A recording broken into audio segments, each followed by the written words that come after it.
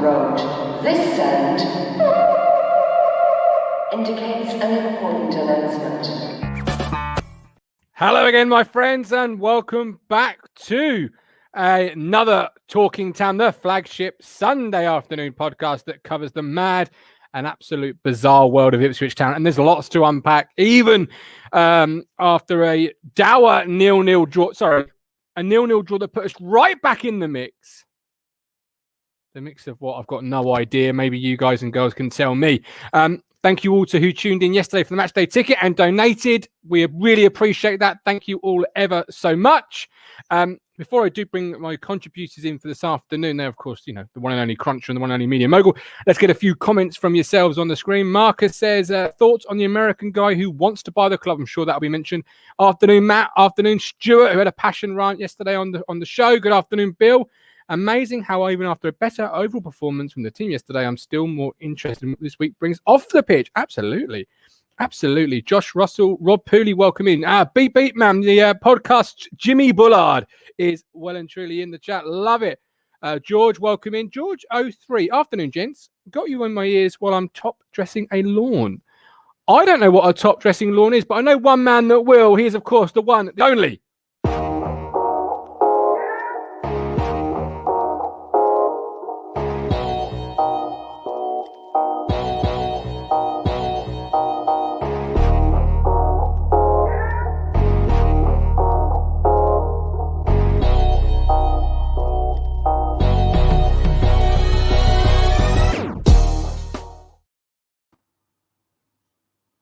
Afternoon. Can't hear you, Martin. Hello? What's he doing? Where's he gone? What's he doing? That's that dodgy Wi-Fi over Stowmarket, Matt, He's got the worst Wi-Fi in the world, isn't he, Martin? Honestly. Well, it was all right till a couple of days ago, a couple of weeks ago. Are you back? I am back. It's because the one that must be obeyed is also using the internet. How dare does she not know? One day on Sunday not to use it. I know. I just sent a message saying, "Get off the internet," and she went, "Sorry," and then somebody come back on. Here we are. Voila! I've brought you both in because I when Rich said, "Can't hear you," I was like, "Well, I can either leave him sort of floundering like a goldfish out of the bowl." Get your terrace life cups in. Where's yours, Matt? Zach Martin says, "Luke, it's not my fault, Luke. It's really not my fault. Don't be blaming me. Don't be blaming me." So, I'll put you both in. First of all, what is the top? What is George talking about there, Cruncher? Top dressing. His lawn. Yeah. I don't know. Is he doing it by hand? He might have a little. He can push it along, little hopper. We've got like big machines at work, obviously. Top dress the grass, Martin. Spring. Look at the weather today. 17 degrees outside. Lovely. You're just taking the top off. Is that what I mean? A bit of soil. You throw soil over your grass and then it's seed. It's going to. I've got a bloke who comes and does that. Of course he has. He don't do it himself, does he? It doesn't surprise me, really, does it? The legend that is Nunny is in the building. Welcome in, George. Hope you're well. Lots of you are welcome in. Rob Pittis is applying fertilizer. Big shout out to Nick Tudor for me hoodie. Look at this. Absolutely. Top man. You're looking the top part there, my friend. Tom James, who'd have dodgy internet, hey? Because he yesterday, I don't know if you saw the match they ticket, but he yesterday was about to deliver a point, and the only point he could deliver was how awful he was. His internet allowed him the grace of saying, "I'm awful, isn't I?" And it killed out on him. But here we are. So we're back in the mix, apparently, according to our legendary manager. Legendary for the wrong reasons. Let's kick it off. 0-0 yesterday with Oxford. I could have titled this show Right in the Mix. I could have titled it Stuck in the Mix. I could have told it anything, let's be honest. Where are you two sitting on it? Rich, kick us off. What are your thoughts? I had the radio on after. I had your show on. I listened after your show to run the phone in, and there was a few texts in saying better performance, and it's standards, isn't it? If we're all happy with a 0-0 draw at home to Oxford, it shows how far we've fallen. I know we're saying it's better than Northampton, but come on. All three of us watch Northampton. That is probably one of the worst games we've probably seen watching town. So the bar is it's so low, isn't it? It was a better performance. We played a bit more direct, got in their faces a little bit. But at the end of the day, guys, it's all about scoring goals to win football matches. We've scored 30 goals in 27 games. And Lee Anderson, you can bang on as much as you want about James Norwood being the best striker. Couldn't finish his fucking dinner. Although, to be fair though, yesterday he did everything right apart from score. It was an instinctive Hang on. snap. Go on. But how many goals did he get at the end of the game? 0. There you go. 0. Well, that is the issue though, isn't it, Matt? I was having this discussion with somebody this morning. Expected goals, systems, players. The long and short of it is, we just don't have the firepower for the fight. No. Well, I mean, we've been waxing lyrical on this. It's the summer, haven't we? Ever since we signed Hawkins, that kind of put us kind of laying our table out, wasn't it, for the strikers and the goals and everything. We just don't have the depth there, and that's now playing out this season. And of course, we had this last season as well. We weren't scoring enough goals. Last season, it was only really Caden Jackson, wasn't he, that kind of stepped up and led with assists and was the top scorer as well. And the midfield weren't scoring last season, and they did at the start of this season, and now that's kind of waned off ever since Edwards got injured up post Blackpool. So, yeah, what do people expect? It was This is it. This morning, Jordan Hawks was he tweeted about Charlie White. I think he's got 23 goals in 23 games, and I said to, because we were linked with him, and I said to him, it wouldn't matter if he come to town. He wouldn't score the goals because as much as we can go on about Norwood and them not firing, where is the service in the team? No, I disagree. I disagree. When we played Sunderland at home, even with 10 men, he just needed one sniff. He didn't need to have 3, 4, 5 chances. You look at a lot of his goals, Martin. You look at a lot of his goals. You look at the 4 goals he scored against Doncaster. Who laid all of them, apart from one, on a plate? Aidan McGeady. You know, probably... McGeady's probably one of the best players, got frozen out by Parkinson, back in the team under Lee Johnson, and he's thriving. He's laying it on a plate, and Charlie White, thank you very much. And that's what you need. You work in partnerships. We've said this before, and we don't. But we are also like a League One side. So when we say how many chances do we expect to create, how many chances do you want us to expect us to create? My issue isn't with creating chances, Matt, it's with the strikers. What did Russell Osman say in that tweet? Oh, didn't he work it out? We were averaging a shot per hour or something. There you go. Yeah, it was half and half, but it's I've got a major issue with this whole XG, expected goals crap, and it is crap because it doesn't take into account, as far as I'm aware, flows of game. So how many times has Sunderland taken the lead and then teams have had to go on the front foot and press Sunderland, creating space and chances in behind? Like nobody's scared of Ipswich. Nobody comes to go, oh, we're playing Ipswich. Shit, we've got to dig in and really battle because they're going to come at us. Like, no, is anyone in this league, even down to Wigan, scared of playing Ipswich Town at any point of the year? No. But I mean, again, we did say this in the summer. It's going to come down to the mindset, innit? I remember saying, Barcelona just play their game. I know this is different levels, but Barcelona just play their game in the Nou Camp, and it's all down to the opposition having to worry about what Barcelona are doing. Yeah, we haven't got the winning mindset to do that, and we're too busy chopping and changing, and we haven't got the skill level or the firepower to make teams find on us. Hence, we're sitting now in 12th again. Yes, we are. We are a mid-table team with mid-table players going absolutely nowhere. But apparently we're in the mix. 15th. 1 point off 15th place.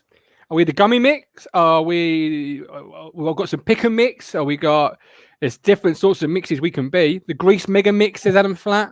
There's loads of different mixes. Wilson said we're going to be there or thereabouts. Well, before we move on to Wilson, let's bring in a couple of people. We've got George. George, welcome in. What did you think following yesterday's 0-0 draw with Oxford? It can't get any worse than this, can it? God, this is diabolical. You can. Can get worse. We keep saying it. It can get worse. Dawn Sapseed, little mix. Little mix.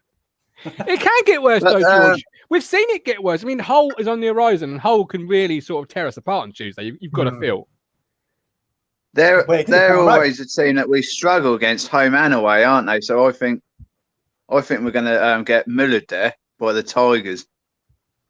Going to get absolutely ripped to shreds. Yes, there we go, Matt. Great minds. What did you make of Norwood yesterday? Crunchy was a bit critical there, said he didn't score any goals. Still looked our most threatening player, in my opinion. What did you make of the Lord Norwood yesterday? I think he would actually do better under a different manager. If you need to go 4-4-2. If you had like Jackson and Norwood up front, I think as long as you played 4-4-2 and get the service to him, I think they'd be banging the goals.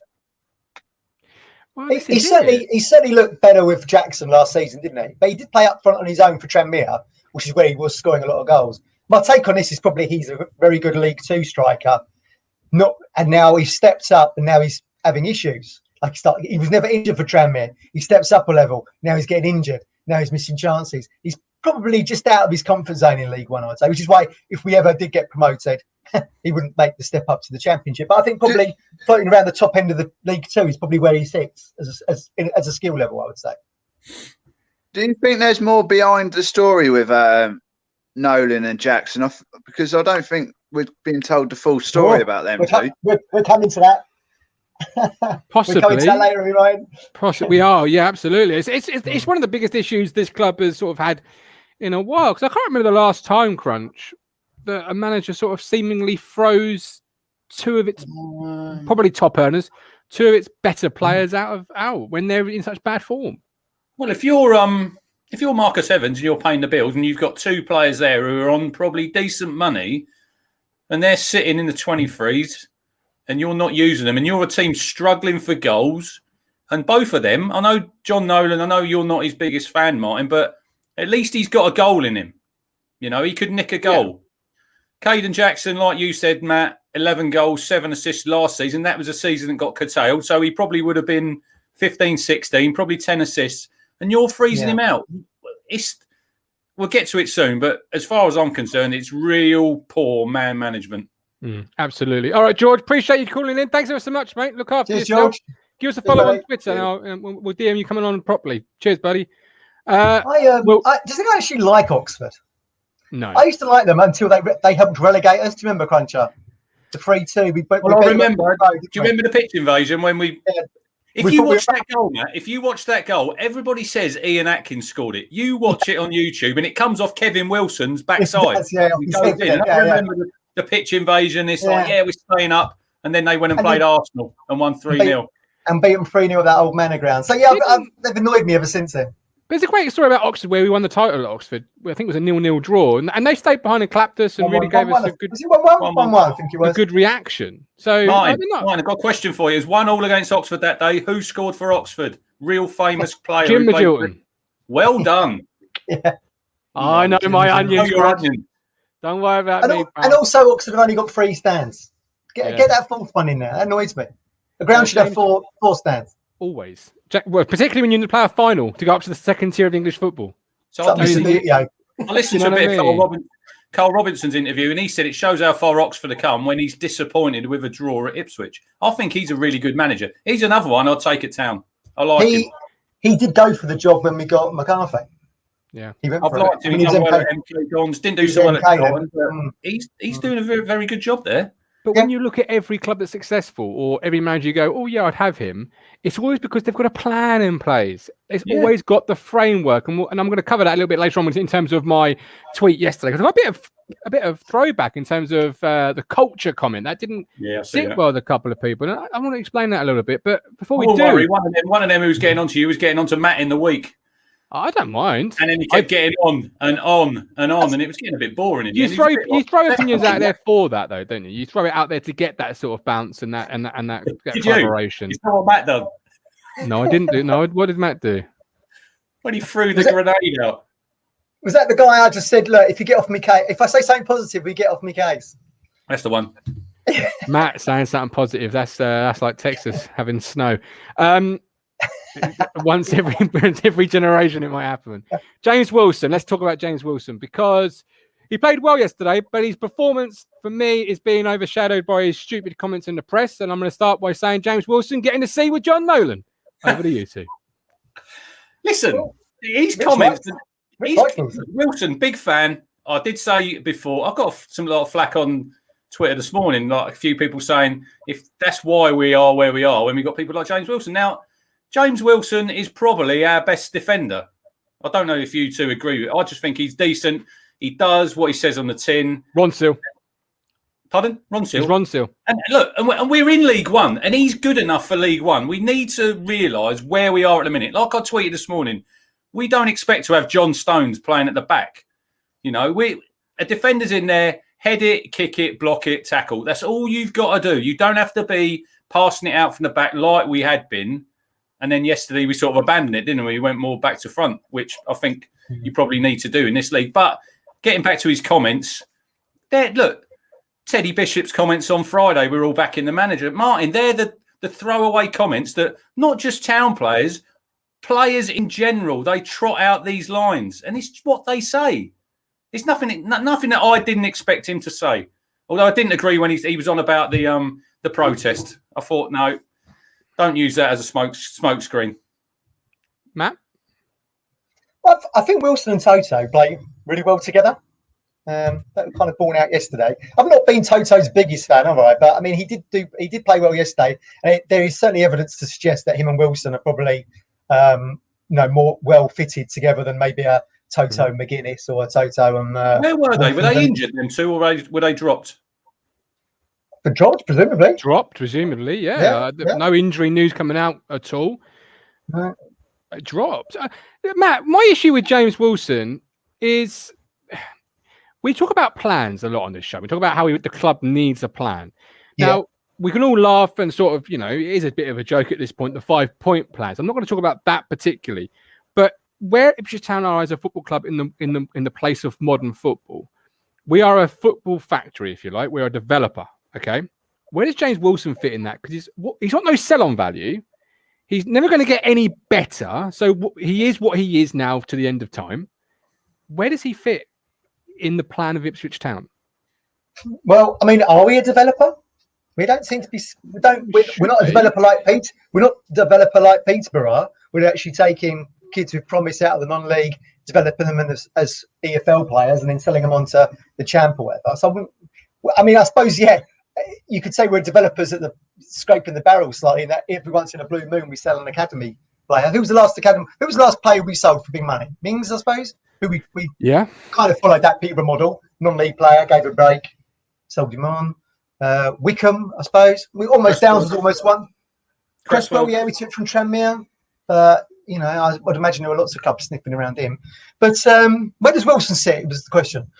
Well, I mean, he's just an experienced head again, isn't it? Because you can't have just kids. We do say that. That's why Wolves was brought in. You got to have leaders in there. You got people with an experienced voice. You have a voice in there, and I guess he's one of those. He has played for Wales, of course, as well. So brings a little bit more of an international flavour, albeit 1 or 2 caps, whatever he's at. But you've got to have the fine mix, haven't you? You've got to have you've got to have experience, which brings leadership to mentor the youngsters coming through. Have you? Oh, well, I think that's a good formula. What else would you play then? You can't have all old duffers, can you? Otherwise, be dads, aren't we? We've had that. We're not League One. We've had all kids. Why not? If you're going down that route, if you're going down that route to play all the kids, why don't we put Kieran Dyer in charge then, Martin? He knows he's not a good enough manager. He knows the kids better than anybody at the club. Oh, he's been there all 15 minutes? He weren't. He was there at under 18s as well. He ain't just come back now. Okay, he's been there before. No. You've got to have game.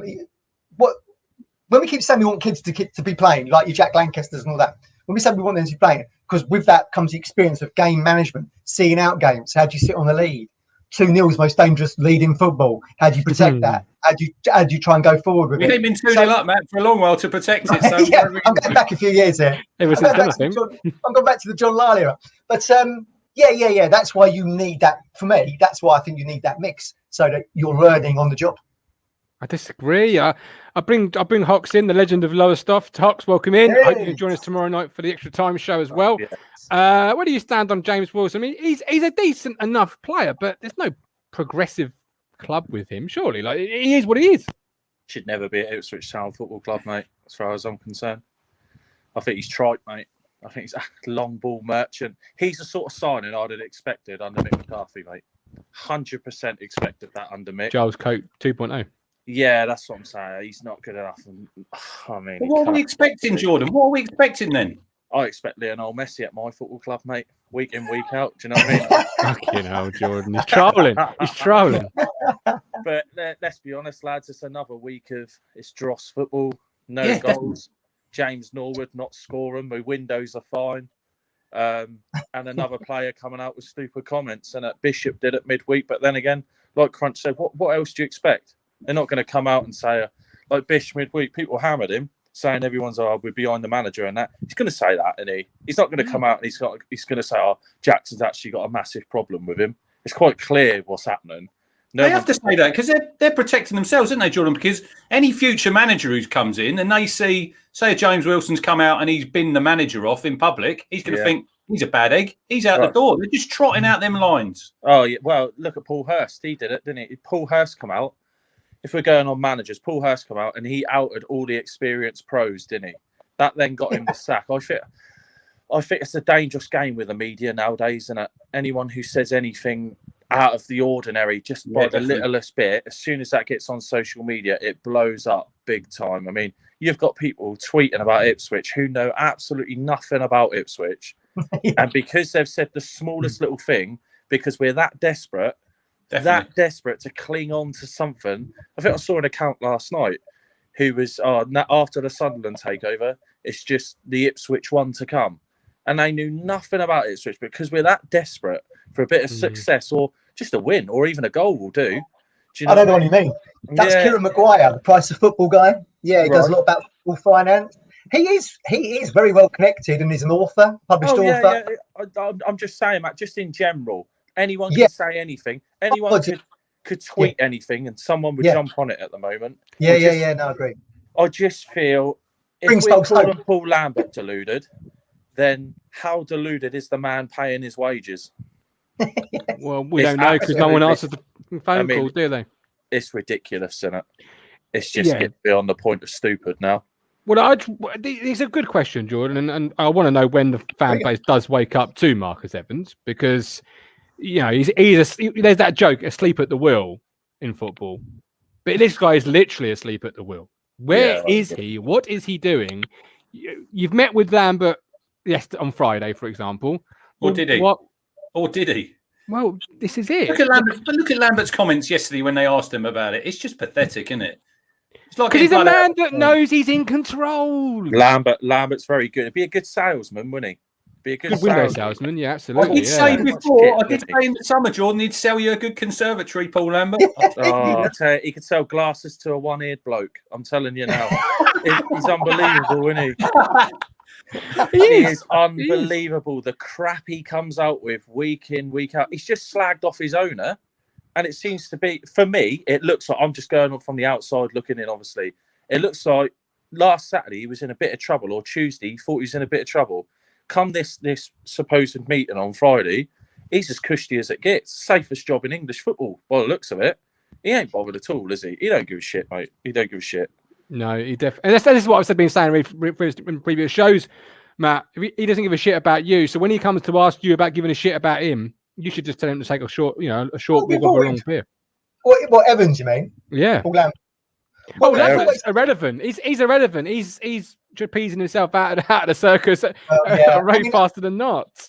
I've got some notes here which I'm going to save for me go in a little bit. But yeah, in terms of Lambert, we said a while back, it's interesting how we've covered a lot of these topics previously. Now they're coming born out. We've always said that Paul Lambert is here just for Paul Lambert. I'm certainly sure, Jordan, that he's here just to piss Norwich off.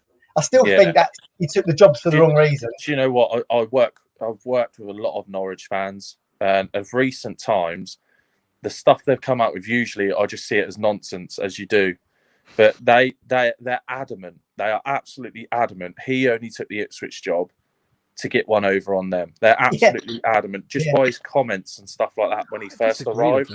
I know it's far-fetched. I get it. But he must have come in there. I mean, we were a shit show when he come in. We're even worse now. But when he come in, we were. I mean, that Millwall away, I went to that, and that was something else. That was 3-0. But that's what I mean. He must have come in there, and he thought, I ain't got to do a lot here. I could probably get these relegated and still keep my job, which he did, didn't he? Well, when he came in, there was talks of reviving and the long-term plan and all those sorts of talks, Crunch. And again, actions and words never ever seem to marry up at this football club. They talk about a plan, they deliver everything anti it. Yeah, it's lack of leadership. It always comes down to lack of leadership. Where's Evans? You've only got to look at Evans's. When was it his statement he put out? Was it December time? Mm-hmm. Just off the top two, and he said about the green shoots, didn't he? And then Lambert in the week saying we've got to get round the table. we need a plan. After 2.5 years. Yeah. Exactly. Because he's in survival mode now, and he's almost in a little bit of It's like Simon Jordan. Simon Jordan said if he's can't get no dialogue with his owner 2.5 years in, there's something wrong, isn't there? There has to be something wrong.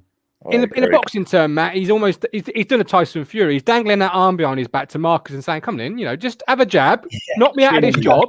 I want out." So because he knows he ain't going to get to playoffs now. I think he knows that. He knows that well and truly. And he's baiting his owner. And we're a basket club.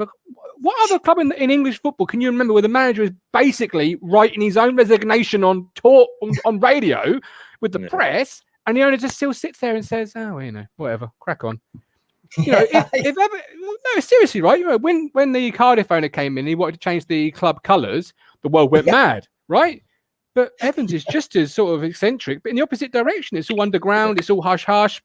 Yeah. We're still leader. We're still void of leadership at the football club. We're still a laughing stock. And on the Norwich point, I don't know by that, but I will ask you this. What other manager would take charge of Ipswich Town other than somebody sat in the last chance saloon? Because before Ipswich, Lambert was going to get employed by who?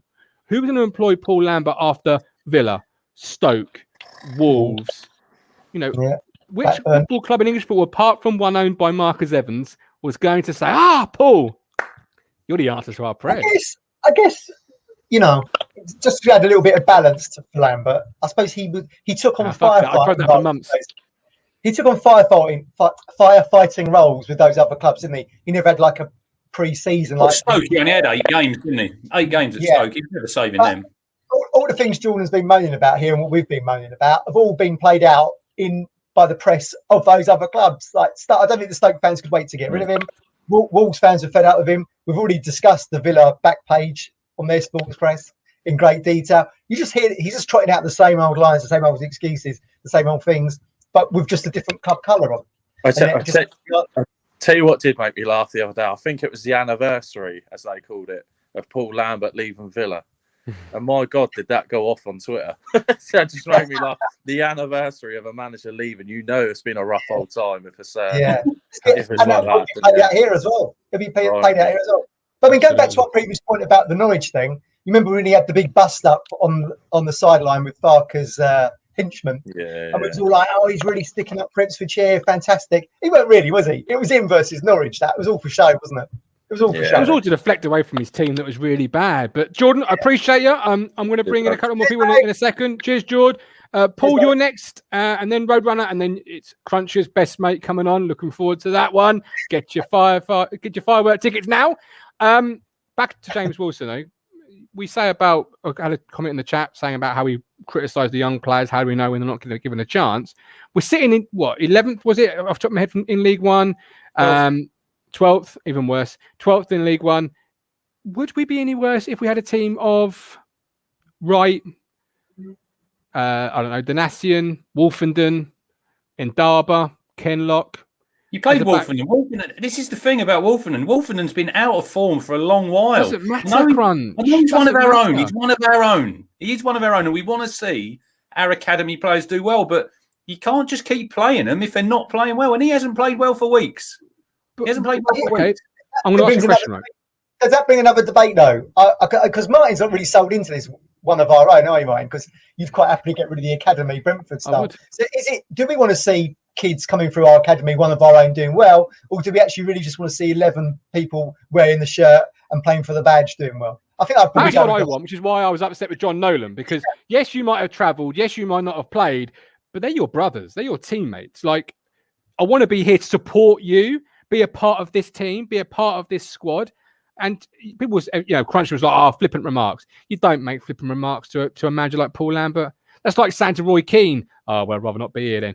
That would have gone down like a lead balloon as well. You need to listen to what Mick Mills said. He says things. Mick Mills has been a manager. I know he didn't do very well, but when he talks on the radio, I think we all do need to listen to him. And he said it comes down, it's poor man management because, look, obviously Nolan, why are you making an example? As far as I'm concerned, if I'd sat on that coach and went all that way to Crewe in a pandemic as well, you've wasted No, come on, you've wasted. You haven't wasted anything, Crunch. Nah, you wake up Saturday morning. Andre Dazell's got a stomach bug. Flynn Downs has hurt his knee again. Oh, where's Nolo? Oh, he's at home. Come on, it's a throwaway comment, mine. The chase and tipping point. The manager's going to throw his toys out the pram just like that over a comment like that. Leave it for a couple of days and put your arm around him. Come on, that is poor. It's Nolan's job. Absolutely. Not everyone can play. How many times did Miles Kenlock travel with the team and not play? This has happened. Lambert's got form for this at Villa. Stephen Warnock throws him out because he's a fucking idiot, Martin. You keep sticking up for the manager. You keep sticking up for the manager. And his man management skills are at the bottom of the barrel. He did send senior Villa players. What's Caden Jackson done then? Nothing. That's disgraceful, and I've said that so many times. Whereas the Nolan thing is completely different, in my opinion. Really different. And we'll get onto it now, really, because we're on it now. But for me, your job is to be a part of that team. And when you're declaring you don't want to be there, you're declaring you don't want to be with your brothers. And it's a team. So at 85th minute, 1-0 down. Has John Nolan got the fight for it? Has he got the bottle for the fight? I don't know. Has he? We've all said things in the heat of the moment. But when we're angry, when we're frustrated, he's not saying he doesn't want to play for the club, is he? He's not come out and said he don't want to play. It's a throwaway comment. Lambert, he's cutting his nose off to spite his face. The man management of what had Nolan done wrong? Angry because good. Bring it. The manager. You're sticking up for the manager on a fucking weekly basis. He has got one of the worst percentage of win records. I think it's only Scott Duncan, Matt, who's any worse. I've said that about 800 times. And this idiot. And he's man management. It's Jackie Milburn, isn't it? He's the worst manager, long-term manager. Look how he treated the kids earlier in the season, you know? Yeah, that's graceful. Yeah, well, but yes and no. He is the manager of this football club, and until he isn't, you've got to say, well, I can't change it. But the point is, Crunch, what had John Nolan done? Okay? He had been too vigorous in training the day before a game. Now, with our injury record, I like my manager saying, I want my players to take it a little bit easy on a Friday afternoon before a game. So if you've already said to the lads, look, it's Friday afternoon, don't go heavy, and one goes heavy, you've got an issue. Do you manage the dressing room or do you not manage the dressing room? They shouldn't even be hardly training. When they're playing Saturday, Tuesday for 2 months, you shouldn't be hardly doing anything on the training field.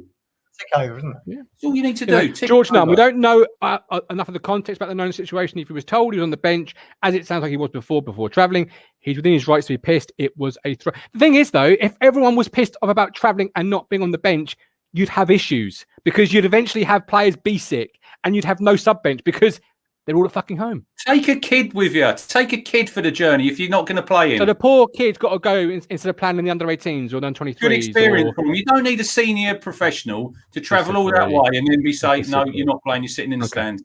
Back to Wilson before we bring in Paul. And I'll bring that was my Paul now. I don't need to do that now. On this point. My issue with the whole Wilson, Wolfenden lack of kids, Paul, maybe you can answer this. In the summer, when we have to spend a bit of money to refinance the team, who's being sold? Because we know Marcus likes to sell a player to sort of balance that and bring a bit of investment in. When the players aren't playing, where are our investments? Where are we can sell him for a couple. We can sell him for a couple. That's a brilliant question because, well, I suppose Wolford didn't play yesterday, but he'd be high on the list. Flynn Downs, I'd say mainly those two. I don't think Dazell's done enough.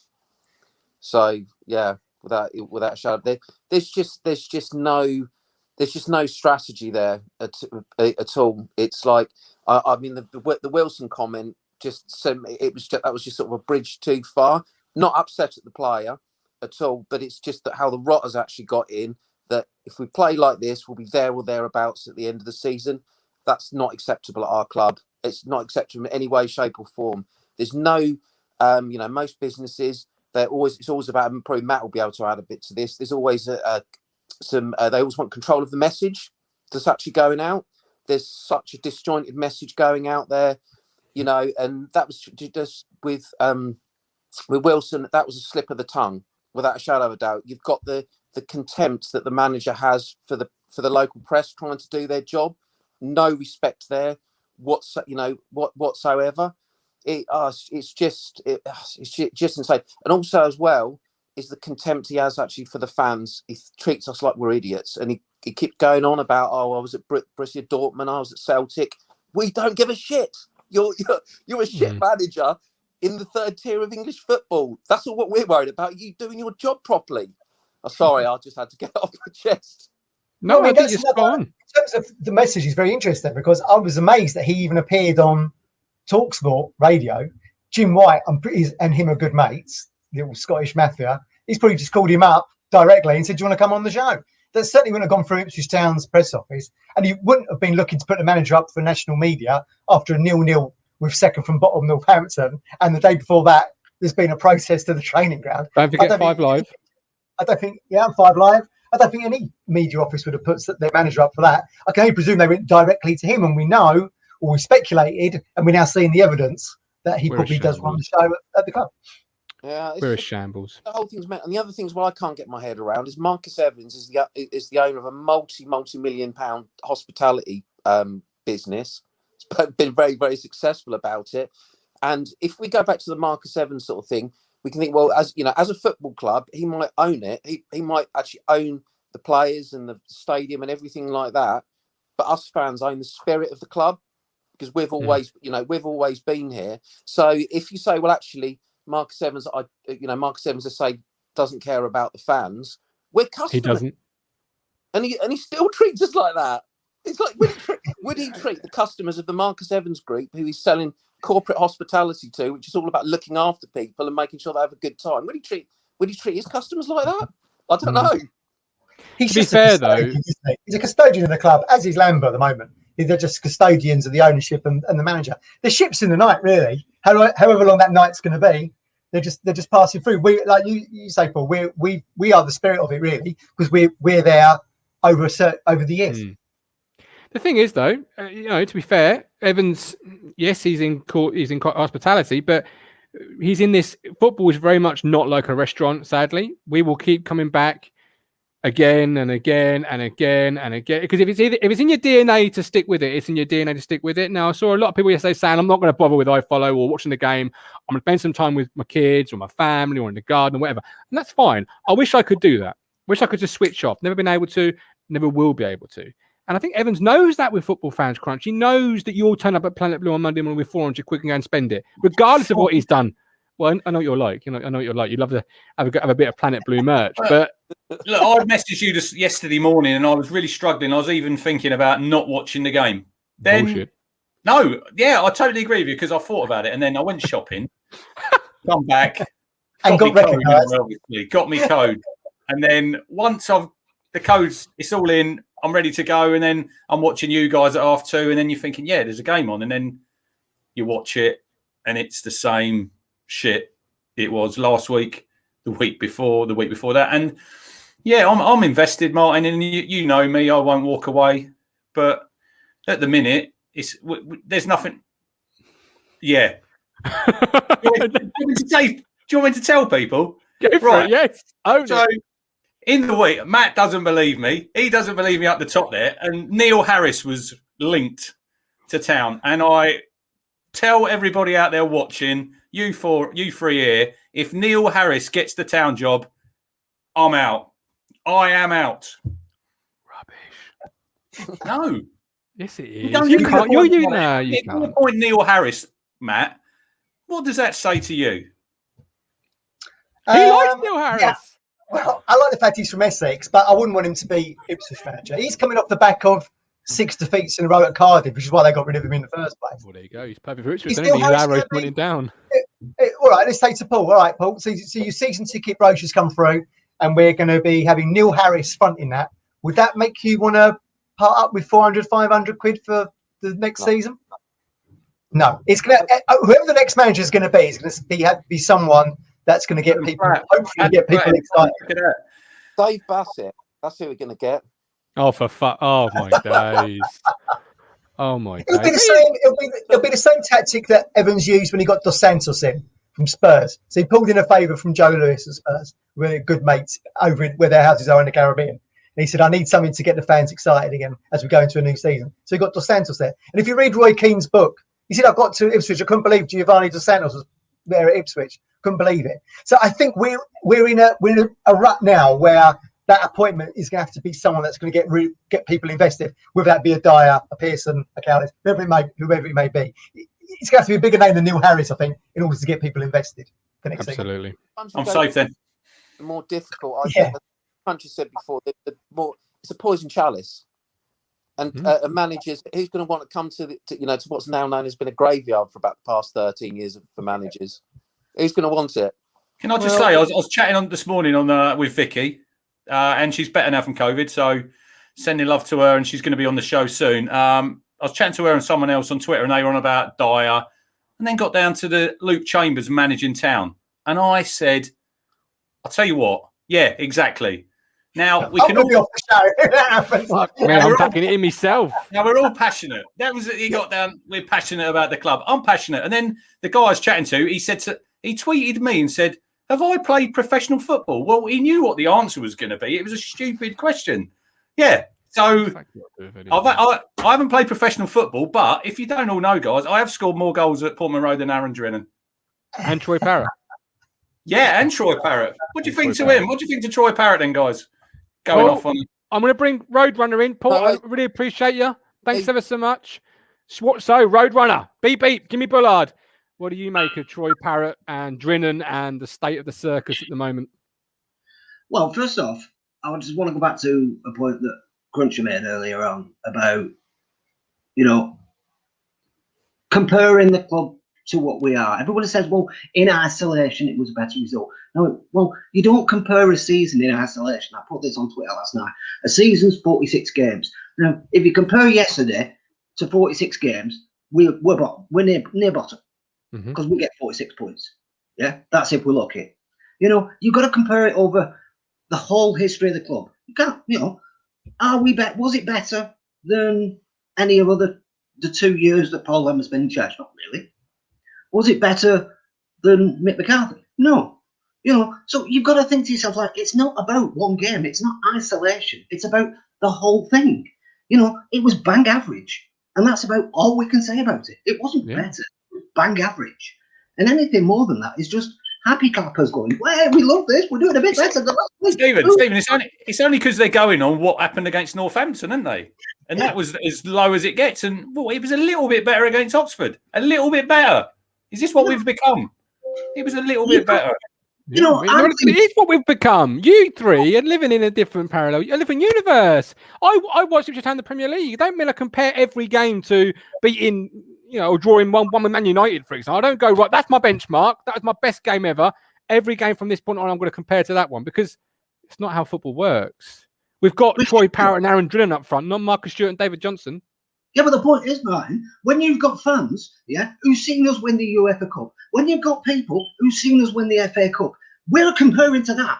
We're not comparing to fucking Northampton. Why were you not you personally, but why weren't fans comparing those signings to other signings? So when I sat here and said Troy Parrott, what the actual hell, and I got criticised no end, saying give him a chance. Ollie Hawke is the same. Here we are. Stats don't lie. Right. I went on Twitter when we signed Parrott and I said, you've got a young lad there. He's 18. Look, he's learning the game. Let's not bin him right off because Harry Kane, when he went on loan to Leicester, Norwich, Millwall, he didn't exactly rip the place apart. But we're bringing in, and not just Parrott, we've bought 6 loans in. Now, they're supposed to have come in and improved our team. And yesterday, how many were in the starting lineup? One, wasn't it? Just Parrott, wasn't it? Parrott. Yeah. And then Josh Harrop. So you three to me, can you tell me what Josh Harrop is? Where does he play? Not where he played. Because he hadn't got a clue what to do. Exactly. You signed him as a number 10. And a number 10, and then he brings him on and he sits him in front of the back four with Dazelle. He's got Judge playing out on the left, who's, when he's played his best football this season, played in a 10. It's just nonsense. Utter nonsense. So Bishop over that role. Bennett's was another one. Bennett's was another one who played yesterday. Utter dog shit. But if you're going to compare now to what we've seen in the past, you've got to compare those transfers as well. So why were we not up in arms when Ollie Hawkins, who hasn't scored a goal in, I think, what was 7 years or something ridiculous? We were up in arms. We were. How many times were you told, give him a chance? You're too negative. Give him a chance. Give him a chance. I've heard people say he does a good job.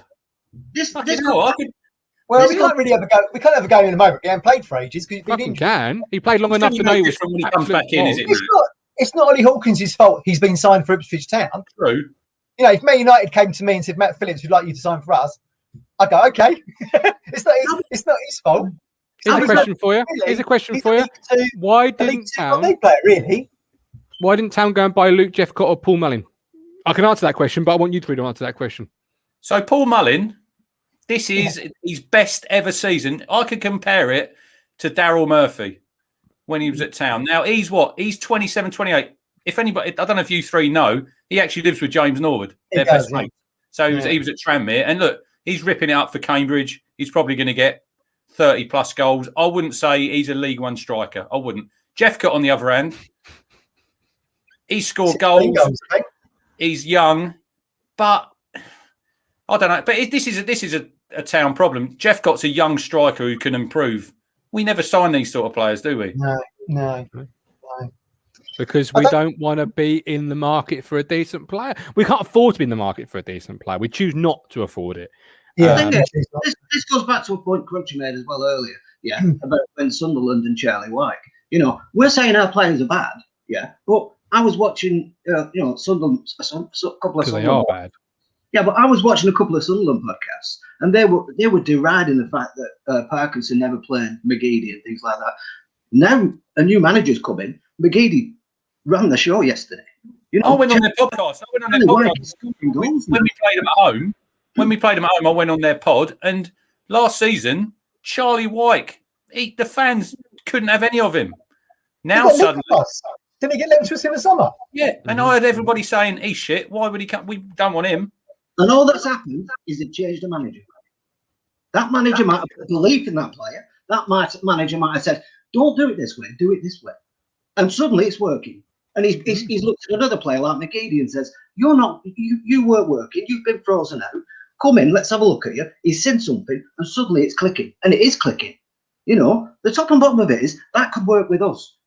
I'm not saying it's a given, but you've more chance of that happening than can't keep. That's Luke Penning's hit the nail on the head there. It's not about money. It's being smarter. And George in the comments there, I think we did say it. Joe Piggott, he's someone who scored goals in this league. Charlie Kirk, another player, they were on about him. I think yesterday Mick Mills was on him at Crewe. I've seen him play 2 or 3 times this season. He's a young player. I think he was linked to Charlton in the window. Didn't go. 500 grand. 500 grand. That's nothing. You should be looking at players like that. We were discussing, just see what Callie said there. We were discussing, weren't we, on WhatsApp last night? How much would you get? How much would you get for Norwood if you get going into the last year of his contract? What would you pay for him? 200, 250 max? I don't think you get that. People are free transfer. Yeah. You probably get 150, 200 grand, wouldn't you, Matt? I'd have thought. The thing is, though, to pick up what Stephen said there about how maybe a different manager changes things. Charlie White has scored 22 goals at Bradford. Like, this is a player that suddenly hasn't found goals. He has scored goals before. Ollie arrives, haven't scored any gols. No. Aaron Dillon hasn't got any. Like, you're not turning a player from nothing to something with that. He's got a bit about him. What are we doing as a football club? Again, it's not the Drennan case. Is again not Aaron Drennan's fault. He was signed. Was it McCarthy brought him in as a punt, wasn't it? From the League of Ireland or whatever. And for whatever reason, he's just hung on, and now he's floating around the first team due to. So Charlie White, 77 appearances for Carlisle, 32 goals, 56 for Bradford, 22, 77 for Sunderland, 27. So that's not too bad. Yeah, but that's not my comparison. The comparison is, he did well under that manager. He did well under that manager. He went under this manager. I know Phil Parkinson was at Bradford. So you call it form, Steve, but you call it form, like Luke Wolfenden. You call that form. No, the manager changes the ethos for the club. The ethos that Phil Parkinson had at Bradford is not the same one he has at Sunderland. That's why he failed. Yeah, he tried to bring the same man. Tried to bring the same man. Yeah. Can buy a wing, couldn't they? And And who's scoring all the goals for Cardiff? Keith Don't Moore. start me on that he one. signs on the punt. Don't start me on that one, because that is a typical Marcus Evans for me. You've got Kiefer Moore. You bring him in. He don't really hit the ground running. You loan him out. He hits the ground running. The window comes around. Mick McCarthy at the time needs a bit of impetus in the squad. Needs to wheel and deal. So what does Marcus do? Well, if you want to bring players in, you've got to sell players. So of course, any time the only players you can sell are players that are in form. So of course, Kiefer Moore goes, and here we are. Look, we often criticise the manager, and the manager and this is why I often get called defending Paul Lambert. I don't mind hitting the manager with tactics, with poor shit performances, blah blah blah. But some things are out of his control, and this squad is the survival of it's almost like an attrition, right? Luke Chambers has outlasted every other player in that playoff team because neither club really wanted him, apart from Forest that one window. We're in a Freddie position. Steers the same. Like no one's here because they're really good. They're just here because they hung around long enough and nobody else wanted them. I can see exactly now what's happening. We're in a position now where most of these players know they will never play in the Championship again. Most of these players think, the likelihood is they will be very lucky to get another job again. You're talking the likes of Wood, the likes of Chambers, the likes probably of Wilson as well, the likes of bloody Judge. They'll be lucky if they got a League One, League Two job. If they were lucky to get that, they might just about scrape League Two. So are they really bothered about getting us back to the Championship? Or they're comfy here, knowing they can manage here and look reasonably good here, and then say, well, I played well, I got 6. Ooh, I don't want 6, I want 8. We pay a lot of money for this club. I want bloody 8. If that's all you can offer me, bugger off. But again, Steve, that's fundamentally back to the owner and the plan he lays out in the summer for his football club. If your recruitment is Stephen Ward, well, you're criticising. We have Dave Bowman still as our director of football, and it says on the website even this morning that Dave Bowman deals with Paul Lambert's transfers. Bullshit, he does. Dave Bowman won't sign any of these players. I can tell you that now. Dave Bowman's mowing his lawn. He's not dealing with any. So why is he on the Ipswich Town website as director of football when it's bollocks? Can you just go back in the comments there, Martin? I know you said about Kiefer Moore and being sold, but if you put Paul's comment up about Marriott and Rhodes, that wasn't nothing down to the owner. That was down to the manager not thinking at the time that them two lads. And look, football it's a gamble sometimes. Like Jordan Rhodes scored 1 goal, didn't he, against Cardiff for Town? Then he went away and scored loads of goals. But Statman's got him. 28 days since EADT leveled Lambert out. Has this been the most ineffectual campaign run by Archon? Well, they did say that they wouldn't keep going on about it, didn't they? They put the story out there and then that's as far as they were going. But if you believe in it, why not follow it all the way through? Yeah, I mean, I don't know why. It's almost like they've just done it in isolation. I was thinking along the same lines. They've not followed that up, have they? Let's not go down that route again, Matt. But I mean, in terms of like Rhodes was sold because Keane fell out of his dad, Andy Rhodes. And I don't think McCarthy thought Marriott had the best attitude and came back. I think when he came back overweight, didn't he? I think a lot of this is down to manager egos. A lot of what our problems are now are down to manager egos. I'm sorry, yes, they are. We paid a lot of money, for us, for Ken Jackson. The owner ain't going to sell him because he paid a lot of money for him. He'll veto anything. And, the manager don't want to play him because he doesn't like him.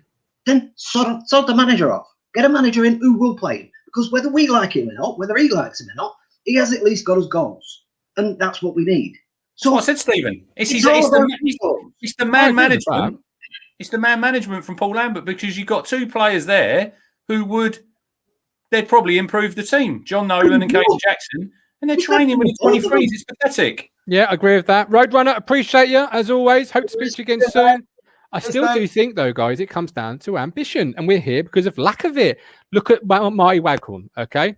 Now, I keep being told he wanted more money. But he went to fucking Derby. He didn't go to Chelsea or Villa or even Stoke or Burnley. He went to a club in your division. Like, you weren't prepared to match that? You're telling me if you tell Martin Waghorn we'll match what Derby are offering, he would have stayed. Like, if you're happy somewhere and you're being matched with the offer you're getting elsewhere, why not? Why not?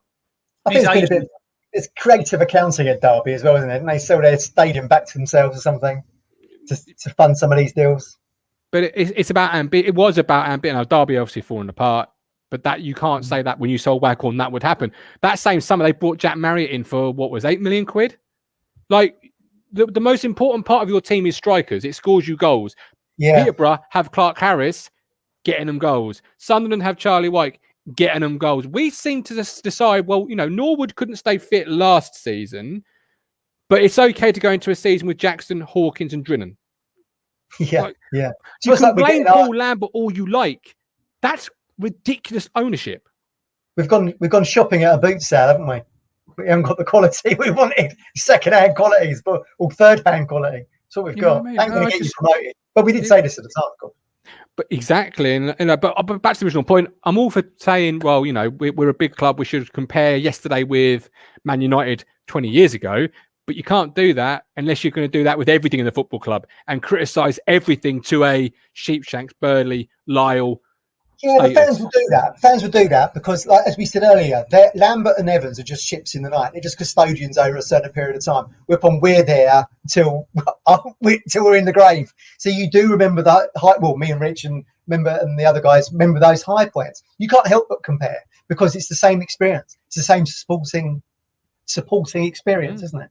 It is. Lee, we'll bring in Cruncher's best mate, the yin to the yang, right, yes Lee. to the no to the yes. Afternoon, boys. How you doing, Lee? What you got to say about yesterday's 0-0? I mean, you had some great things to say on the match day ticket. I know Crunch was particularly loving it. All your comments. Well, I just want to pick up on something Crunch says. You've got to believe it. You've got to. Well, no, he's made some good points today. I'm coaching him well. He's coming round. I just back up his point about Mick Mills. To be fair, he said we've got to listen to Mick Mills, and just on that point, Mick Mills said yesterday that James Norwood is our only goal threat and is our best striker. So I just thought I'd just put that one out to you, Crunch. No, thanks. Well, after what so yeah, it's interesting really, just listening again to what Stephen was saying as well about, and then you get onto Lambert and Evans. I tweeted something the other day. How many, are all the managers we've ever had, are they all actually crap? Or is it down to Evans? It's down to Evans. So, whoever comes in has always been sold a pup, isn't he? And he's asked Lambert now to win Formula 3, but he's given him a go-kart. He's given him a go-kart to win Formula 3. Now, that doesn't mean that Lambert has got the best out of the players, because I said the other day we're at the point now where, maybe... There you go, look, Statman. There you go, your best striker, Statman there. Norwood has scored 2 league goals this season. How many games has he started this year and played? Oh, yeah, I'm not interested. I want players who... What is it? What's it you say about availability, Martin? The best ability is availability. There you go. Yeah, but again, the football club knew that last April. The guy was having surgery, for fuck's sake. What's Jackson scored this season? I think he's got 1 or 2. One at Plymouth. And we talk about league goals. Well, what about the cup game as well? He scored in the cup. Yeah. The bar is very low. That is. It may well be. But I mean, Jackson's very low. Jackson should be in the squad, shouldn't he? Just going back again to what you said earlier, just try to keep recapping. But Jackson seemed to have been hung out to dry. Maybe I agree with. Is it over the tackle, Lee? Is that what it's about? The tackle that he got sent off against? Well, it shouldn't be, should it? Because I don't understand it. No, I don't get that. Wants to go to Huddersfield. That's probably the real crux of it. You'd sit him down, wouldn't you, and say, "Come on, mate. Just leave the ball. If not, I need you to score goals for me. Get up front with Norwood and go score me 10 goals. You'd have that sort of that. Perhaps he does. I don't know, but you've got to. Some players need an arm around them, and some players need a kick up the arse, don't they? And I think going back to what you talked about, Nolan, I have to agree that you don't. You put him in the reserves or wherever or something like that. He shouldn't be in the match day squad. If it is true that he says, well, I'm not travelling just to watch the game, because what about all the other players that do that? What message does that send out? When I've played, I've had to travel for 2, 3, 4 hours to play a game, and you'd get players who would only want to play the home games because they didn't want to go away. Well, what does that say to the players that are coming through that you've got to then play all the away games and things like that? That's not right. You're either all in it all together or you're not at all. That's just my view on that. That shouldn't even be questioned, should it? That should be part and parcel. But there you go. At the end of the day, though, football is just a job to these guys. If they're not playing, that was a good comment there from Jack on the screen about Flynn Downs. They come out, he didn't want to play for the club, yet now he's back in the team. Yeah. I know he's suspended. We don't know that. We don't know he didn't want to play for the team. No. We don't know about John Nolan because, like I said to you, Martin, on Friday, there's always two sides to every story. But that's an interesting one, though, isn't it? John Nolan's got no right of reply. He can't come out and say anything. He can't. Caden Jackson. Tweets. I don't think he's on Twitter, is he? Yeah, he hasn't got no official right of reply. Absolutely. No, he hasn't. It's a good point that he's making here because it all comes down to questioning. Lambert doesn't want to be questioned, does he? So the players have questioned him over, travel arrangements and all this kind of thing. Now they're training with the 23s. We know he's had history of this before because we alluded to it earlier with Villa. I think Warnock went to the Rezzies, and so did Agbonlahor. Yeah. And then we saw it in the press conference that Stuart Watson put the audio up this week. He questioned him over this very topic, and Lambert said, "I'm going to be walking out if you don't change the topic." So, and then yesterday he said to Andy Warren, I like a fight. I'll take anyone on. If they want to fight, I'll take them on. But clearly they don't, because then he just sticks his head in the sand and deals with it. You love that, don't you, Matt? You love the Glasgow bravado, as you call it. Oh, it's just like rubbish, isn't it? It's absolutely. Chase is hard man. But if you question him, he'll leave the room. He's very paranoid as well. You can tell. You can smell it off the screen, can't you? Like when Stuart said, "I've been speaking." Well, Stuart went in with that question and he said, "I've been speaking to people within the club," and that immediately made you could. They wanted to know who, and we've seen this with Phil on Those Were the Days. They seem to think someone had seeded the team out. They wanted to know who, and he said, "I'm not going to tell you because of GDPR." Could have been Stuart Taylor. Could have been while he weren't there. Will we ever see Stuart Taylor again? I wonder. Who knows? We don't know why he wasn't there. We've heard different bits and pieces, but it was an interesting time, isn't it? Yeah, interesting time that he's not in the dugout. I don't know. It's one of those things. Lee, Callie says, sort of wind it in a little bit. Caden Jackson scored one goal, but as a winger. To be fair, Jackson's rarely played in his natural position this season when he has played. Well, I've said this before. He's not a Lambert signing, is he? Lambert's not wanted him. You can tell that from day one. From when he even came in the Championship, he went out and got a striker two strikers that can even run, could they? I mean, they weren't fit. They were, and you had a fit striker, and he didn't, and he hasn't played him. Lambert just doesn't fancy him, does he? He just doesn't rate him, and again, he's not been played in his best position, but he has, what can you do? He's played wide, he's used him, but that's down to the manager, isn't it? I mean, at the end of the day, the records are the records. And he can't play in the formation that Lambert wants to play. Yeah, absolutely. Do the players even want to play 4-3-3? We know Lambert's put this system together after 2 years of being at the club. Do the players even want to do it? They don't feel comfortable. They're just being forced to play in that system. Well, I think they should play in all systems. So. All right, Leon, we are cracking on. There is extra time tomorrow. If you do want to carry on your point, it's a really good point, but it's just we're cracking on with time. Appreciate you. And it's also a good point to move on to what I tweeted yesterday, and just unpack that a little bit before we move on to the mogul, etc. Because I tweeted out, and just to remind people, I said, whatever happens to the manager, the fact is fundamental change needs to happen at ITFC. The culture is woeful, we're unprofessional, and managers are seemingly set up to fail. Our recruitment is poor. Change much deeper than who sits in the dugout and needs to happen. And what Lee was saying there kind of leads into that. We've got a manager that's too powerful. Because he's given too much responsibility. Now, I hate looking up the road, but look at Norwich. They've got layers on layers on layers. So it goes Delia, then it goes a layer, then a layer, then a layer, and then eventually Daniel Farke. Paul Lambert can do what he likes, and there's nobody at the football club seemingly saying, Paul, he's an investment. He's in the 18-man squad. Don't pick him, fine. But he's in the 18-man squad until he's injured. There's not enough accountability at the football club, and the culture is poor. Really poor. Yeah. I mean, you wouldn't have said that during the Sheepshanks reign, would you? No. When you say it's nosedived over these years with Evans, because it comes down to football's changed from 20 years ago, isn't it? Really? Yeah, but the culture is still poor. The culture is poor. So, for example, as we were told when Evans bought the club, not a football man. He's now not surrounded by people, is he? Particularly, but it's standards, though, isn't it, Matt? Look at Matteo Serini, frozen out because he didn't want to play in a third round tie at Dagenham and Redbridge. Yeah. because we had a manager who wanted to win every single game he played in. Okay, look at the way we treat our cups now. What sort of message does it really send? And eventually, if you do that over a prolonged period of time, which, by the way, we have done, it seeps through into every other facet of the football club.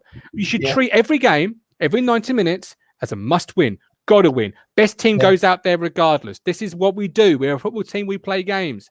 So the culture of the club is more of a, well, yeah, but it's not that important. We haven't taken the cup seriously for years, have we? McCarthy McCarthy it seeps through. It seeps through. One of the things I subscribed to, there was an interview with Danny Cowley. I see that. The reason Lincoln did well in the EFL Trophy and the FA Cup and all that kind of stuff was he said I think he used the phrase, we give some energy to the cups. It's more momentum for our season, which is kind of what we were saying earlier in the year. But with Paul Lambert, you've got a manager who wants to only play league games.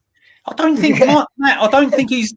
I don't think it's just Lambert. I'll take Wolves for an example. The other week played Southampton in the FA Cup. So Wolves, where are they? Mid-table, Premier League. Not going to go down. And it's not them. It's when I see a lot of Premier League teams in the Cup change 8-9 players, and you think you've got an opportunity there to win a trophy. You're not going to get relegated. Why are you throwing away these games? And Arsenal the other week, they played Southampton on a Saturday, and then they played him in the league on the Wednesday. So in the league on the Wednesday, they played their full strength team. Yet in the cup, he made loads of changes, and you think, why are you doing that? This is not just it. Look, it is Ipswich. We haven't taken the cup seriously for years, but I just think it's a mentality in football nowadays, because we can all talk about, we all love the FA Cup. Who really takes it serious? I think we say we like the FA Cup because we've been born and bred with the FA Cup. But you've got so many now foreign ownership and foreign managers that have come through into the Premier League. They've not grown up watching the FA Cup, so it's just another game to them, most likely. I think you've had more British-orientated managers, so you see that probably. I can understand. Dan's comment there about Burnley. I can understand a little bit more Burnley resting a few, because they're, I think, fourth bottom of the league, so they're probably thinking, Dyche's thinking, we don't want to get relegated. But when teams mid-table going nowhere and they're playing, look, fans do take it serious. Look, the fans, I know Matt, he'd love a trip to Wembley, Papa John's. We haven't been there. We're one of how many teams haven't been to Wembley? Does that not surprise you? We've not been to Wembley. I mean, is there any least surprising stat in football? It's us and about 6 other clubs, I think. But the thing is, guys, it's about, and let's bring Robson into it. It's about setting standards and then holding people accountable. And what sort of message does it eventually send out when every single time you play in a cup game, and even when you go to Old fucking Trafford, by the way, Mick McCarthy was guilty of this, you send out the reserves. What sort of message does it send eventually? Did both you go to sadly, that? I did. I wasted my time to go and watch Josh Shawworth. We were in the chip shop with my mate Maritn, and when the teams come out, Man United's team, we were reeling off the names: Rooney, Martial, Ipswich. Malachek played? And Yorworth, yeah. Josh Emmanuel, and you're thinking, what was it? Or the winger? Yeah. He played, and you're thinking, I've just travelled 5 hours, and your manager's stuck 2 fingers up. But he obviously done that because I think on the Saturday we played Bristol City in the league. He'd prioritised that game, and I remember when we played them, we went and drew. So you've just undone. It's fair enough. If you're going to put a weak team out in the cup, the next game in the league, you've got to go and win it, because if you don't, you just look stupid, don't you? What do you have from the chip shop, though?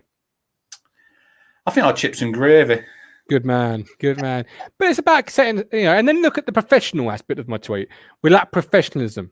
You've got players such as Luke Chambers going above and beyond, sending video messages, and then you've got players on social media. James Norwood, just for example, troll hunting, I'll call it, for a better word, but they're being, not very clever. Where's the knuckle down, head down, work hard, we'll play well, and then we'll talk about it. If we don't play well, we'll go underground a little bit. Like, they keep coming out and saying, we're behind the manager, we're doing this, we're doing that, it's not good enough. Well, how about you just show a bit of professionalism? You put your phone down, you go training, you go and work on those free kicks, you go and work on your finishing, you go and work on your fitness. Like, you can't work all the time, I get it. But where's the professional outlook at the football club when seemingly these players are allowed to just get away with tweeting what they want to tweet? Where's through windows. Where's the media man? What is it, Steve? What was his name? Steve Pearce. Where's he this season? Did he retire? Steve understands to step back slightly. So the younger lads are running the show. So you're Dan Palfrey's, and I don't know who the other kid is who works with him. Jacob, So I think Jacob Henderson. Yeah, I think Steve stepped back. You see, I mean, it's like you have to remember when you work for a press office, it's bloody hard work. You're up and down. You're traveling with. You might not be traveling with the team, but you've got exactly the same lifestyle as they have in terms of you going up and down motorways, 46 league games, cup games, EFL trophy games. You're there going there, home and away. It's tough. So you do get burnt out. I was at the FA almost 10 years. I felt burnt out at the end of it.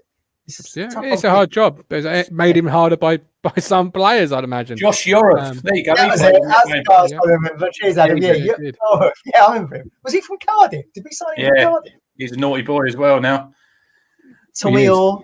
But without fundamental change, we'll be here again in 12 months, 14 months, because nothing's ever going to change without without changing it all. And you've got to change it all. Like you said about Dyer. Dyer needs a Watford type of job where he's just put in and you're told you're in charge of the first team. Worry about them. Don't worry about the first team, under 23s, 18s, the recruitment, the how the stadium is on game day, how everything else runs. He needs to have that sort of job. Where at the moment, you feel like Paul Lambert is kind of, because there's no middleman. Leo Neal's just an admin, he's just a receptionist. There's no, it's too much for one man. The job is now too big for one person. Why would you even want Kieran Dyer to have the job? It's allowed to the slaughter to begin with. You want him to be able to learn his trade and come back to Ipswich when, again, we're talking about game management experience for younger players. We need a more experienced manager. Then take overhead, Matt. That's a heart overhead. Anyone who says bring in Kieran Dyer, they're going with their heart and not their head. But, you're telling me you take Kieran Dyer over Pearson or someone of that nature? Of course, no. I'd give limbs for Nigel Pearson. I've said that many times because he's somebody who is strong enough and powerful enough to stand up. And you do get a feeling he won't take any bullshit. And if there is bullshit, he'll stamp it out or he'll walk.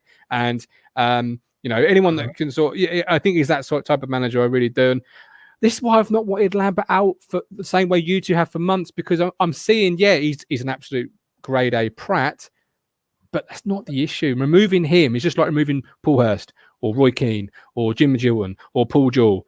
The real person who's responsible for the mess we are in and setting what happens at the football club will remain. And nobody asked about Dave Bowman. Why have we not had question after question about Dave Bowman? What is he doing? Why is he doing it? And where is he doing it? Yeah. He's gone missing in action. Jim Henry, the bald fitness coach, he's gone now. Bit of Zoom work. Now Taylor suddenly disappeared from the dugout. They're falling away one by one. Don't worry, absolutely. Matt Gill's iPad's still there. Good man. Right, let's have one of your stories.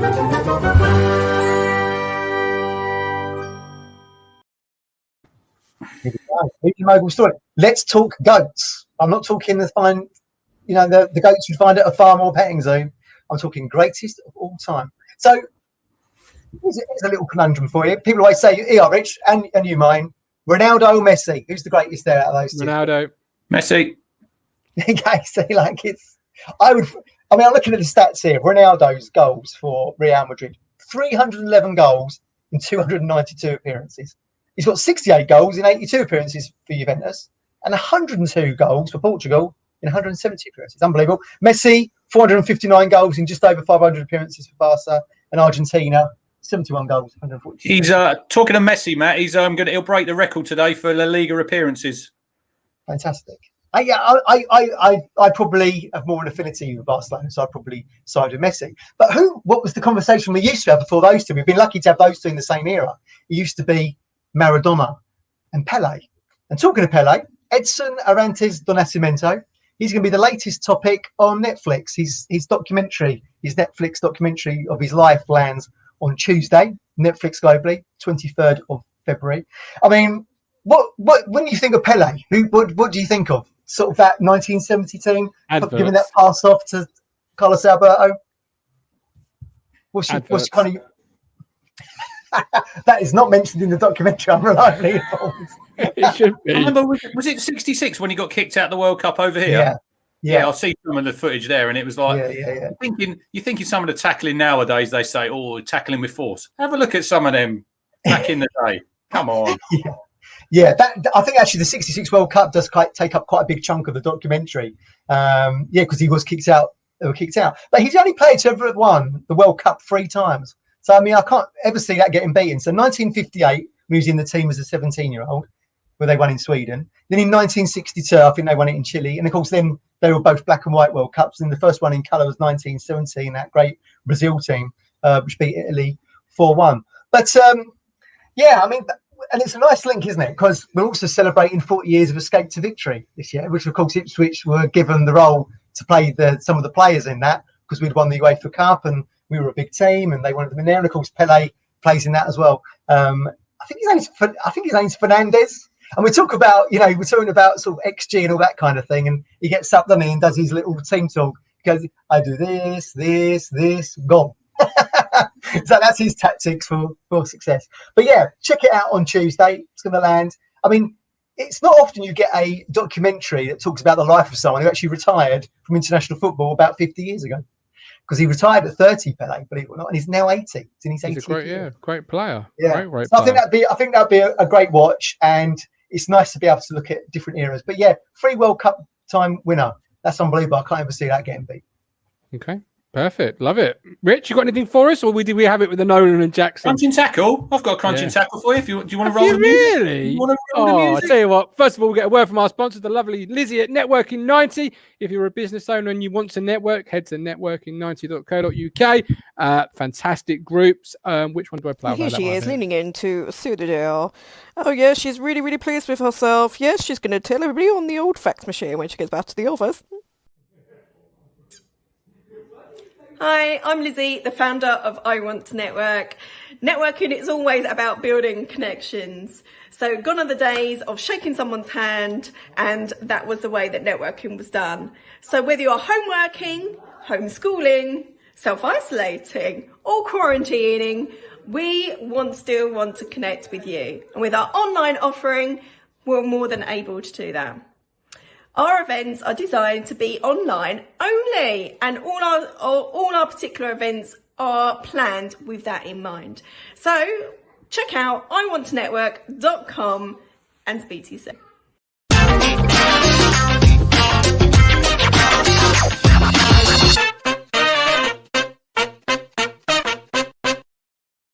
Whoa, what a tackle. We could have done that yesterday. Good music, that. I like that. A little bit of brass section. Go on Phil Jones there in that picture, ain't I? So in the week, the National League North and South season was voted null and void, 24-19. Mm-hmm. But the National League voted 13-7 to continue. So they're going to continue the season, but there's going to be no relegation. Promotion, but no relegation. So the National League received 10 million for the DCMS to allow the season to start back in October. That's now run out. That's gone. So last month, a group of 17 National League clubs called for the season to be curtailed unless adequate and fair funding was handed out to go towards COVID testing and to offset losses. So that came off the clubs in the National League, and National League South and North discovered they would only be eligible for low interest loans. And so now we've got the season is going to continue, but we've got teams, Dover Athletic, they're not going to play. Kings Lynn have played. I think they played either yesterday and Tuesday. That's going to be it. They can't afford to run anymore. So Dover have been charged 2 times already for failing to play, obviously, a fixture. But it made me laugh. They could be charged a potential 29 times under the rules. So but then what happens? What's going to happen to them teams? There's no relegation. And then you've got teams, obviously, with more funding. You've got like Wrexham, look at the takeover they had.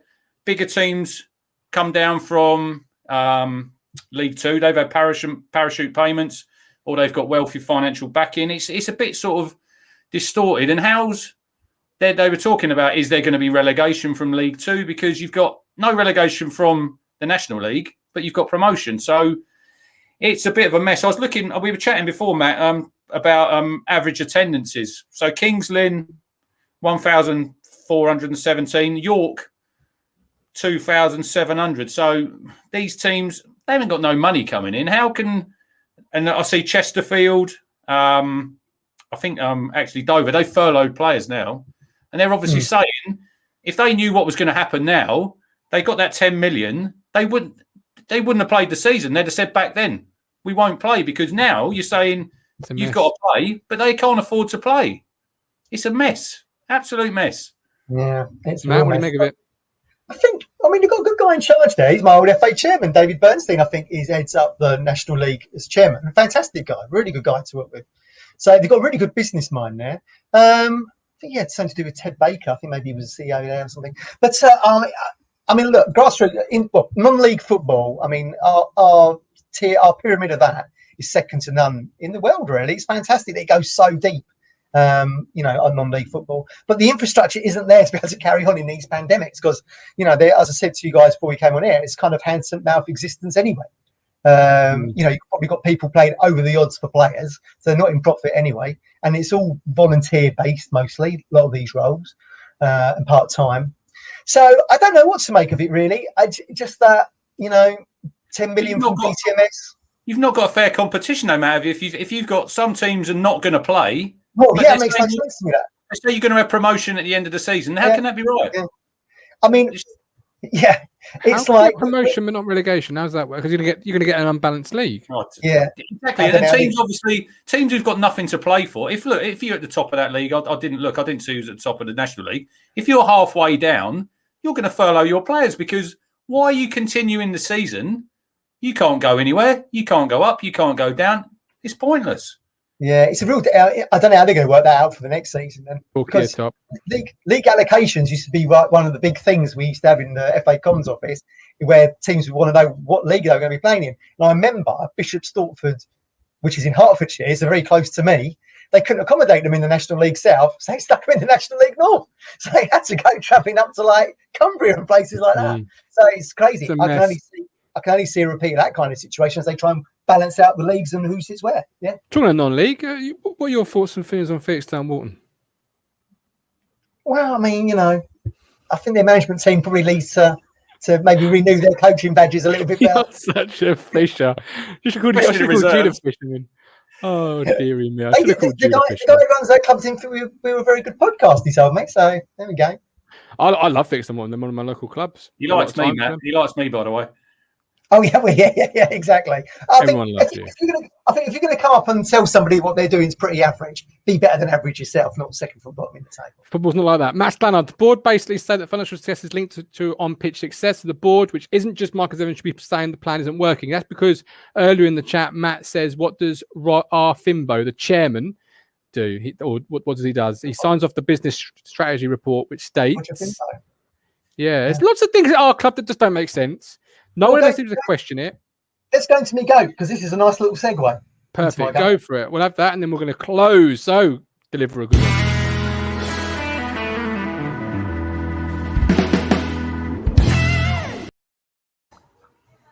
Yeah, it comes back to, we see what's happened all this week, starting off with the protest, and the club was on the national radio and in the press, and then Lambert saying Lambert was in the 22nd. What's that? I said, man. Weren't we? Cut me off. And then you got all the infrastructure of that as well.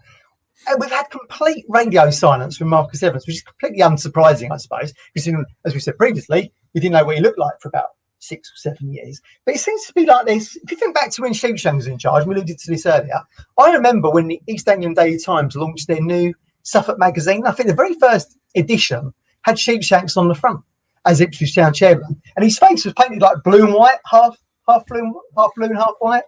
I mean, that we love what we we're thinking back to other eras, but what we liked about that era of Sheepshanks was his availability and the fact he did like talking to the media, and there was total transparency, and you knew what was going on. But the Evans era, and the fact we've not heard from him at all this week, it's kind of this deliberate disconnect that everyone's really fed up with, and then you have to start trying to second guess what's going on. Then that leads into gossip and rumour, and then arguments on social media, and it's fuel to the fire. It just kind of like, it's just not Ipswich. What is Ipswich? If we think back to the Cobbold era, the Sheepshanks era. I mean, there was a book written about the Cobbold. It's called Football Gentry. Gentry being that kind of like classy, high class thing. You came to Portman Road, you had a warm welcome, you had a great meal. there was a warm handshake, a smile. The hospitality was legendary, and Sheepshanks knew that, and he carried it on. But this kind of deliberate disconnect is part of the problem that Evans has brought. In that, it's been kind of soulless. Was that one of your pictures you put on Twitter in the week, Patrick Cobbold? One of your Yeah. We opened you see the massive scissors, Matt? The massive scissors they were cutting the ribbon. Yeah. Look, like I said when we were talking to Donovan on Tuesday, the Cobbold said the only crisis was at Ipswich was when the red wine ran out in the boardroom. Yeah, and it's this kind of like, I mean, I wouldn't call it devil may care. They were very relaxed owners, and I think that was embodied by Bobby. And it's no surprise to me that the very relaxed owners had the greatest success with Bobby Robson, because they recognised someone who kind of reflected what they wanted for Ipswich, and his values came over. We don't know what Marcus Evans' values are for Ipswich Town because he never tells us. But you might remember back to that Swindon game, Martin. I remember you didn't like this line, but I thought it was great when they said Portman Road in Ipswich Town, a stately home of English football. I really like that because it kind of explained what our history was, and it still made it sound kind of relevant. And Jim Wright wrote in the Telegraph this week, Ipswich Town is an institution on the tip of the precipice. So I do feel like we've lost our values. I mean, probably not as supporters, but certainly in terms of the Evans era, we've kind of lost what Ipswich Town means, because it's that deliberate disconnect. It's become soulless. We don't hear from anybody, and that's not what Ipswich Town's about. We're not really about protests either, are we? Like, I thought the protests were a little bit lame, because I'm quite interested in ultra culture and read about it and studied it quite a lot. But it did, I have to say I probably got this wrong. It did start a conversation in the national press. Hang on, can you clip that? Matt Phillips admitting he was wrong.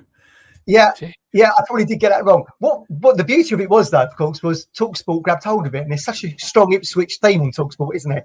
Jordan knows Evans. Alan Brazil's one of the hosts.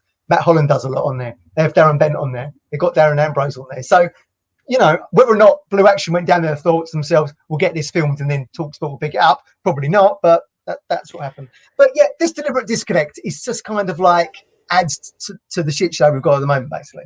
It leads to the question, doesn't it, that often is asked on social media about how Marcus keeps us afloat.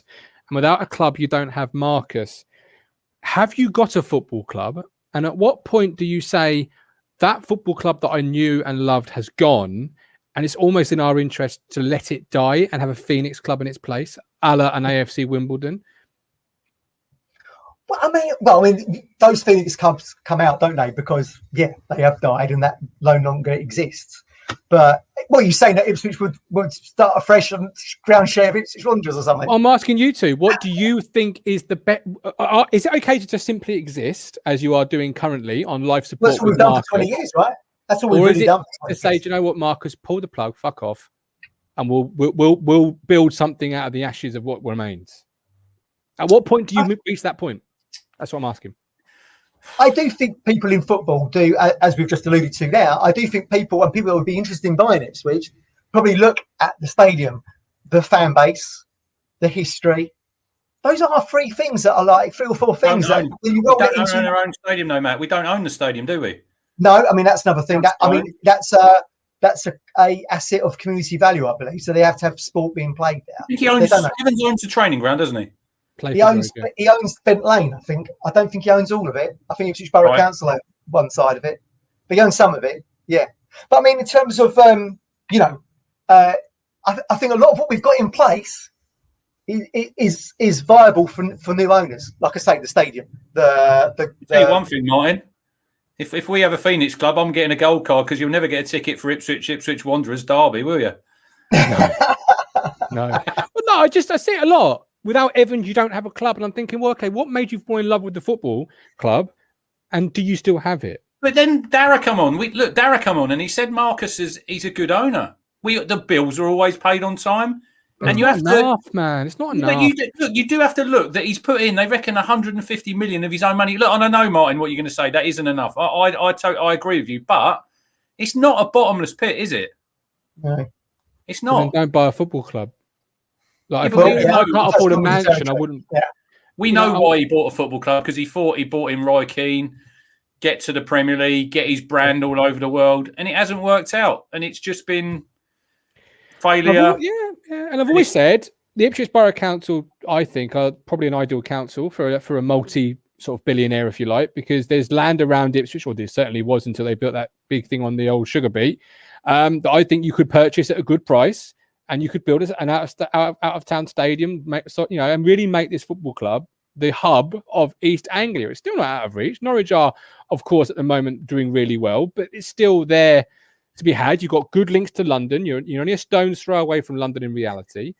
So, yeah, there are a lot of good things there, Matt, and there are a lot of good positives. But I just wonder, at what point do we stop wanting to just simply exist? If you look at Sunderland, just been taken over 3 years ago, 200 million in debt, losing 35 million per annum, and now they're debt-free. So it is possible. It is possible. It doesn't mean we're why are we but why have we got debt?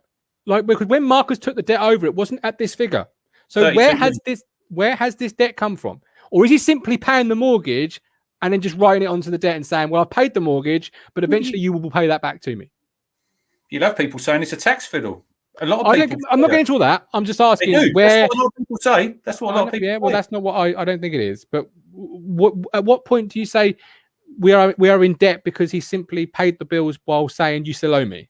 What is the debt? 96 mil? Something along those lines? Well, it's a ridiculous amount of money. 96 to 100 mil, something like that. I mean, we saw these rumours, didn't we, that came along on Twitter.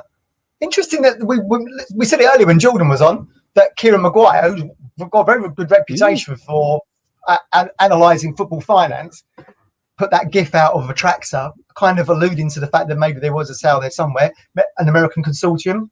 American consortium wanted to buy West Bromwich Albion a while back. I don't think that ever happened. So who knows? But they said, 40 million?